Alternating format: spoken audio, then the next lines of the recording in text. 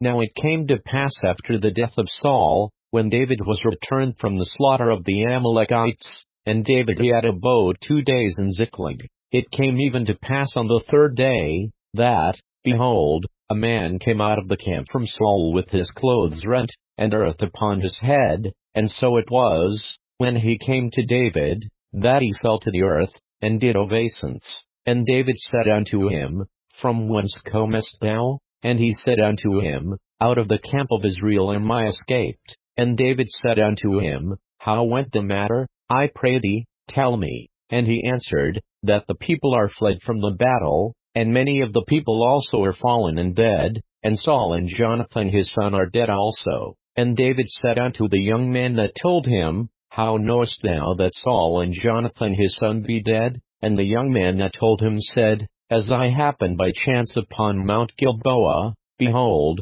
Saul leaned upon his spear, and, lo, the chariots and horsemen followed hard after him. And when he looked behind him, he saw me, and called unto me. And I answered, Here am I. And he said unto me, Who art thou? And I answered him, I am an Amalekite. And he said unto me again, Stand, I pray thee, upon me, and slay me, for anguish is come upon me, because my life is yet whole in me. So I stood upon him, and slew him, because I was sure that he could not live after that he was fallen. And I took the crown that was upon his head, and the bracelet that was on his arm, and have brought them hither unto my lord. Then David took hold on his clothes, and rent them, and likewise all the men that were with him. And they mourned, and wept, and fasted until even, for Saul, and for Jonathan his son, and for the people of the Lord, and for the house of Israel, because they were fallen by the sword.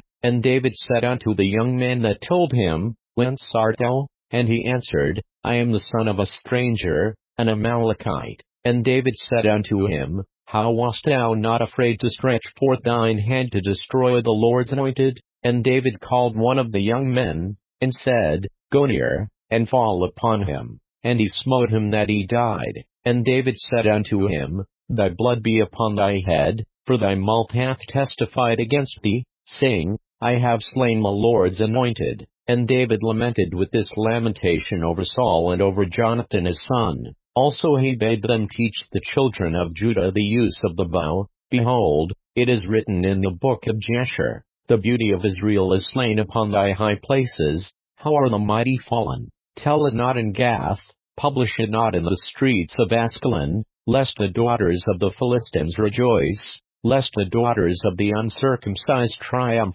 Ye mountains of Gilboa, let there be no dew, neither let there be rain, upon you, nor fields of offerings, for there the shield of the mighty is vilely cast away, the shield of Saul, as though he had not been anointed with oil.